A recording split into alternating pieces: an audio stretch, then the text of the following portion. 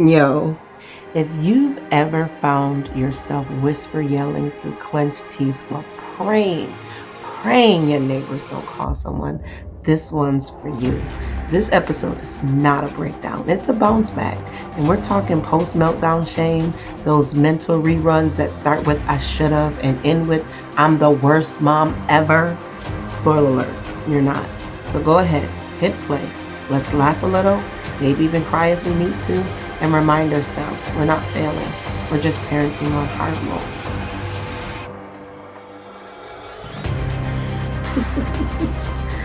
Listen, y'all, this episode right here is one that I really wish that somebody would have slid into my earpods after one of those days. That they would added it to my playlist. You know, the episode where or not even the episode, the time where where your meltdowns aren't just your kids. Like you have had a meltdown too. Like you had a whole temper tantrum. And you have now become one of their little friends. You know that I'm not one of your little friends. You have just showed up as one of their little friends because you was matching all of their energy. And yes, I said was. You was matching. It's not the proper grammar, but that's what I said. And I said what I said. This is the kind where you hold it together all day at work, at the school pickup, or a meeting at the bus stop, on a Zoom call, or in a meeting with people or your boss who just don't really get what's going on in your house. And then, boom, you are locked in the bathroom with the fan on and an ugly cry, like snot and awe into the towels because you couldn't take one more demand. One more, mom, one more. I forgot my homework at school again. One more, anything. Yeah, I'm talking about that moment. I'm talking about that moment. That's what we're talking about today. That's what we're going through today when we start to talk about the after the meltdown, right? These are the moments right after the chaos. Like in the thick of it, that's another thing. But after the chaos, when the volume goes down, but your thoughts are turned all the way up and everything is going through your head, and suddenly it's not your child you're dealing with anymore, it's you. It's you that you're dealing with. The shame starts to creep in and starts to whisper like you're too much. That was too much. You are doing so much. You're not enough. Like you this is you like all of the things you messed that one up big time. Like that's horrible. Your kid is going to be screwed up because of that.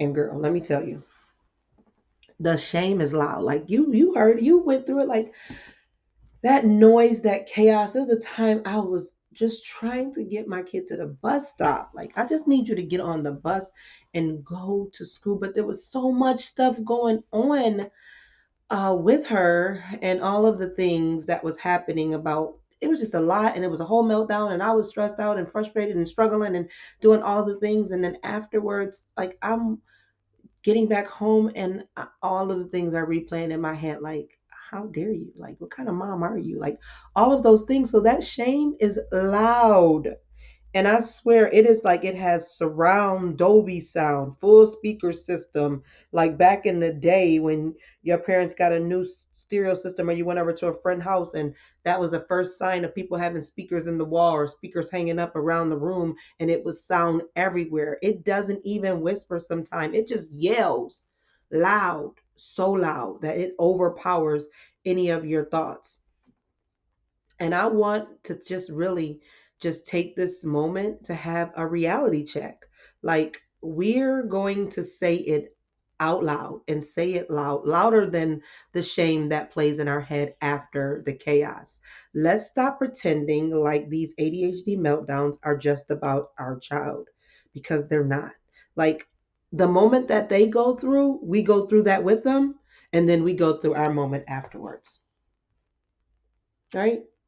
They're about the mom who has been functioning in survival mode for way too long.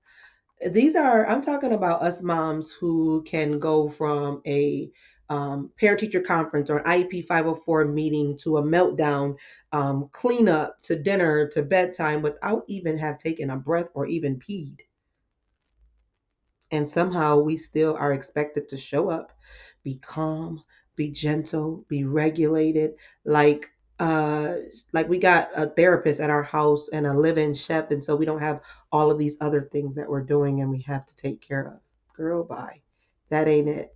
I am not Mary Poppins. I am more like Mary J. Blige. I'm going down and I had enough. Yep. And these moments, like these meltdown moments, they really do, they hit different. They hit different when you are parenting a kid who is wired like hurricanes, like intense, unpredictable, and they're misunderstood. Imagine going through your day with all of these thoughts in your head, and your emotions are big and nobody understands you. I mean, as women, we've experienced trying to explain ourselves when our emotions are high or trying to really get a point across, and everybody's looking at you like you are speaking like Charlie Brown's teacher, womp, womp, womp, womp. And that is frustrating. That's what our kids go through sometimes, where these things and these emotions and all of these things are really real to them, and no one's understanding them. And so they have these big breakdowns. And those hit different for us because we're like, I it's not making sense. And I'm really trying to help here, but it's not making sense. And so you're blamed for not understanding. And so you are human. You just show up trying to respond to what you thought was rational, but it's not. And then society has the nerve to ask you, have you tried this behavioral chart? Like, come on, get out of my face with that. My child just headbutted a pillow, screamed for 47 minutes. This is real life because the Pop Tart broke in half and they wanted to break it. And then they told me I was the worst mom ever. By they, I mean she, told me I was the worst mom ever because I made her wear jeans and not pants. Pants. That doesn't sound too rational, but it's real and it's real life. Yeah, let that sink in. And for those of you that are listening that do not understand or know what we're going through, I just gave you a glimpse. And so if you're looking and you're thinking like, what? That don't even make no sense. This can't be real. It is. Because in the moment we're thinking like, that don't even make no sense. This can't be real. And it is. It is so real. And I know that just sounded like a repeat, but that's exactly what it is. And sometimes it happens again. So no matter, even if you try to prepare, like this time I'm not gonna break the Pop Tart because last time she didn't want me to break the Pop Tart. She wanted to break it herself. So this time I'm not going to break the Pop Tart. And then that next time shows up as, why didn't you break my Pop Tart? It's like, last time you didn't want me to break the Pop Tart. Well, this time I did. And obviously I had no idea because she didn't tell me. So now it's like, hey, I'm giving you a Pop Tart. Do you want me to break it? Side note, I don't do Pop Tarts anymore because of the artificial dyes, unless it's a Pop Tart that is one with natural flavoring and colors. And we can talk about that on another episode or not, but just I don't do artificial dyes, not good for an ADHD brain. And so, although I'm saying Pop Tart, this was an instance where before I knew about the Pop Tarts, but I don't do Pop Tarts. So yeah, let me just give that little disclaimer there. Don't need anybody in my DMs telling me why Pop Tarts aren't good for my kid. I don't do artificial dyes. But there are some out there that are natural flavoring color. They're not called Pop Tarts, but anywho, I think I said Pop Tarts way too many times on here, so I'm not trying to endorse anything. So let's talk about the times when the house is quiet, but it's really, really loud in your head. Like that quiet after the storm. And we know what that looks like. That's when the shame tries to really move in like it's paying rent. It's like, well, scoot over. You've all seen that little TikTok. I don't know if it's a meme or what it's called, where it's like, shh, let me just scooch on in here. That's what shame is like. Shh, let me just scooch on in here. And it starts to it tries to live there. The house is still, everybody else is asleep, and you're still on the couch replaying everything. You're replaying the whole day from the moment you woke up to the moment your kid went to bed. You're starting to map out all those steps like, I coulda, I shoulda, what about, why didn't I? Oh, next time. All of the things. Did I yell too much? why did I use that curse word? Yeah, let's be real. What was that meltdown even about? Was it even a meltdown or was it manipulation? Okay, so how do I work out my kid to not be manipulative? Like, why can't I just be calm like those parents I see on social media with matching outfits and sensory bins and all of that? And no shade to them people. Like, I mean, to each his own. And I would love to do those things, and sometimes I have and I do, but that's just not real life all of the time. And so, side note, y'all know, well, have you ever um, hate scrolled through like parenting content and you think like, girl, I don't even have the mental capacity to boil water, let alone make some Montessori rice bin. Like you just looking to see all the things that you can comment on with like, yeah, right, miss me with that. I mean, I have. And but I also look for things like to help me see like how not how I'm not normal, but how like, oh, people don't get it. Uh, and I also want to be able to just highlight things like sometimes what's presented to us is the representative, if you will. It's the crop, like all of the things that happened up to getting that moment to show you how you quote unquote should be. Show me the stuff that happened to get to that moment, because I know you took about 50, 11 takes to get to that moment. And not in all cases. I'm not saying every one of them.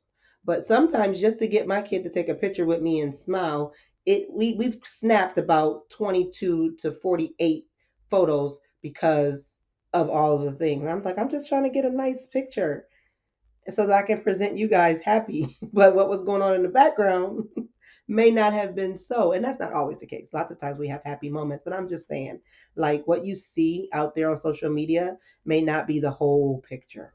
I mean, because you've done it. You've taken a picture and realized that, well, I didn't like the way I smiled, or something was in my teeth, or I didn't like the background, so I have to move it or crop it or whatever. So with all that being said, meanwhile, back at the ranch, while you're going through all of these things in your mind, your brain is just really auditing your entire motherhood resume in one setting from birth to that moment.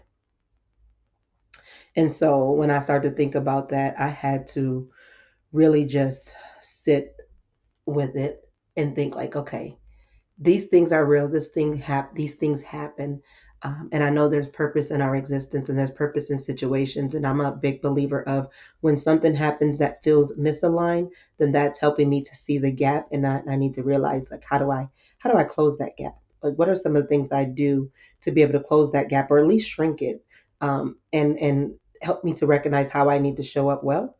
And so sitting in that, I'm realizing is God I started to ask myself, is God measuring me by the meltdown moment or how I return in love afterwards?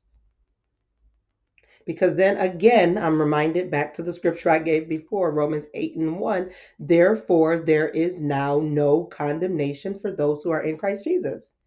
No condemnation. And so, not to say that that gives you the okay to behave ill during a meltdown, but in a human moment when you do, there is no condemnation, not for the mom who lost her temper, not for the one who cried in the shower with the water off, not for the one who didn't want to come back out of the shower crying with the water off. Shame says, you are the meltdown. But grace actually says, come back. I'm still here. You are human. You reacted like human. You don't have this superpower of not reacting like a human.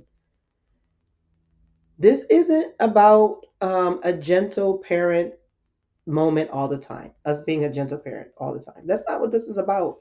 But it's more so about us being a grace filled one, a human one. I mean, we yelled at the top of our lungs because it happens. It has happened. I've done it. What do you do afterwards? A friend of mine always says it's not only what you do, it's what you do afterwards. And so if you've had those moments where you've acted human, being even more human is going back and apologizing when it's necessary. And I know that some people feel like you don't need to apologize to kids. Well, I am going to look you in your face and tell you you're wrong.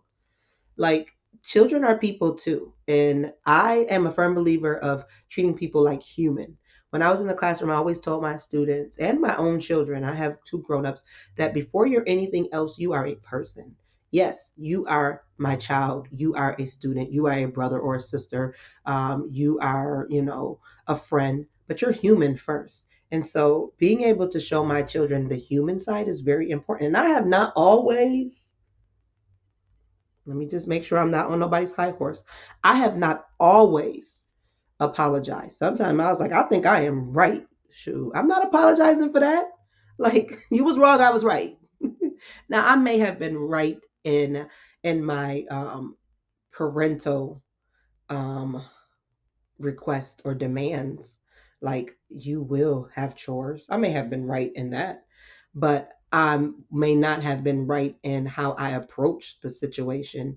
And so sometimes it is okay, it is necessary to apologize. And so being human, knowing that you had the meltdown, you acted very humanly, then coming back and apologizing for how you behaved in that situation teaches our children the same, understanding that the way you behaved was a human behavior.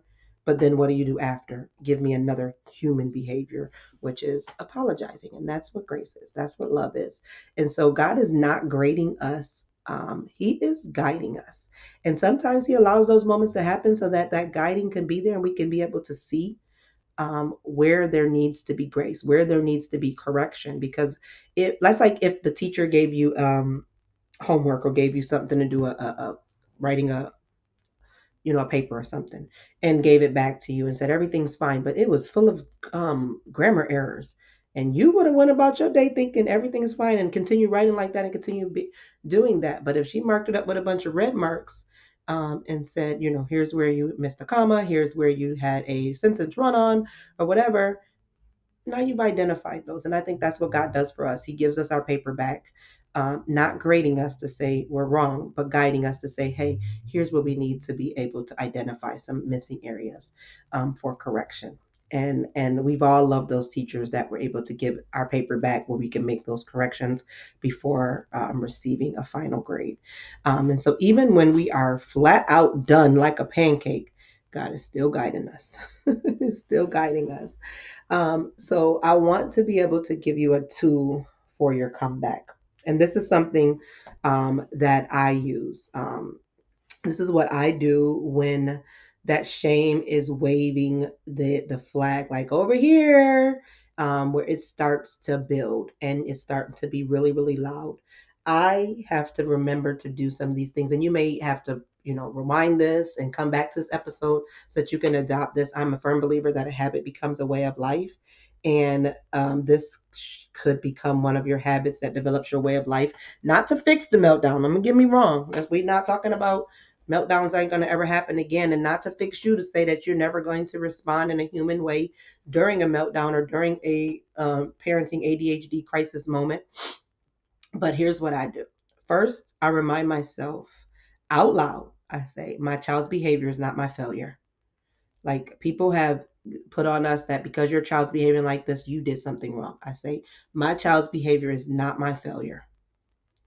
Then I ask myself, what do I need right now to come back in love?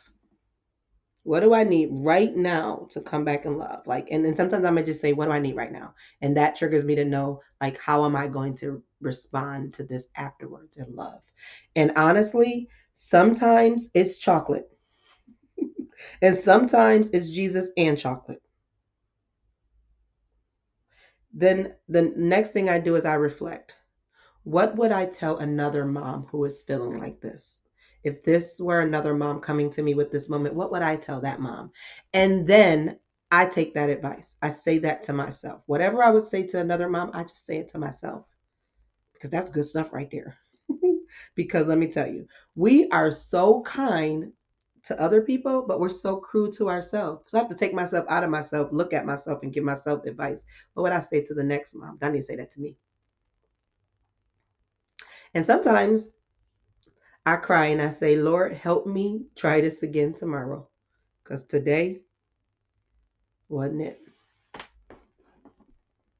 And that's it. There's no grand gesture. There's no overcorrection. Just surrender and breathe. That's it.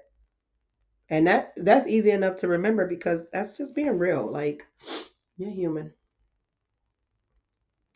So I want to leave you this episode with this. This was a little bit of a heavier one. I mean, because it's in the thick of it, but I want to leave you with this. My allergies are really kicking in. Um, what I want to say, you're not failing. You're feeling. Yeah, yeah. I'm gonna say it to myself. I'm not failing. I'm feeling, and that means that you still care. I mean, you on here. If you listen this far, you care. You are still showing up. Like, you have not thrown in the towel and just said it is what it is. Like, you're still showing up. And so if today is one of those days, if the meltdown was so big and the shame was bigger, then I really, really need you to know that you are still a good mom. Despite how you may have shown up during that moment, you are still a good mom.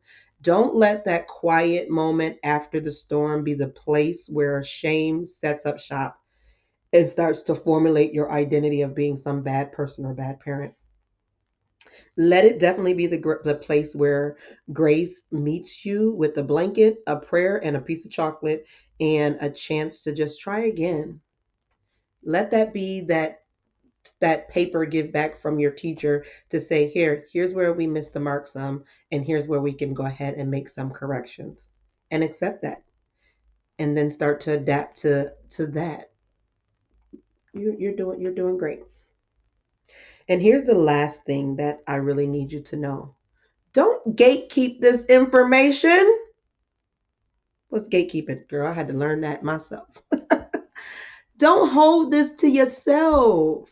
If this episode has spoke to you, if it spoke to your inner soul, your being of who you are, share it with another mom. Like, put it in your groups. Share it with a sister. Post it on your neighborhood blast. Take it to the doctor's office. Like, don't let it stop here. Let's stop doing this alone. If somebody is talking to you about some struggles that they're having, be like, oh, girl, I got the right thing for you. Let's break this shame together, right? Don't gatekeep this information. Share it. Share it. Share it. And be sure to follow me on social media so you can have more tips and there's more tools and more moments where you just really see yourself. And I'm not looking for just increasing my followers and likes. Like, I'm for real. Like, this is a marathon that we are running and we're living in. Sometimes we just need a community of other individuals to say, oh, girl, I see you. But until then, girl, bye. I will see you next episode.